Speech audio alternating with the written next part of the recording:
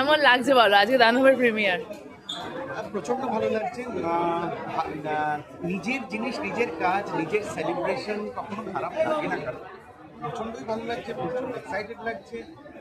আরও ভালো লাগছে যে বাংলা ছবি আবার এরকমভাবে রমরম, you can see the crowd all around, এত ভালোভাবে সেলিব্রেটেড হচ্ছে বাংলা ছবি। তার প্রেমিয়ারে আসছে, তার ছবিতে দর্শক দেখতে আসছে, প্রত্যেক সপ্তাহে আমার একটা করে ছবি বেরোচ্ছে, সেগুলো সব অলরেডি আমার অন্য ছবিগুলো চলছে, তার সঙ্গে এটা রিলিজ হচ্ছে, সব একটার পর একটা।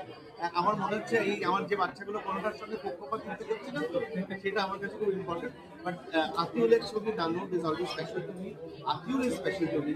তার ছবি ইজ ভেরি স্পেশাল।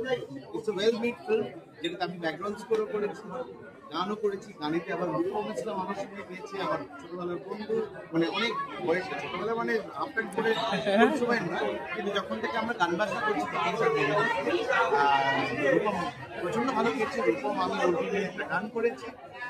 এবার তোমাদের বলতে হবে তোমাদের কেমন লাগছে। Thank you so much.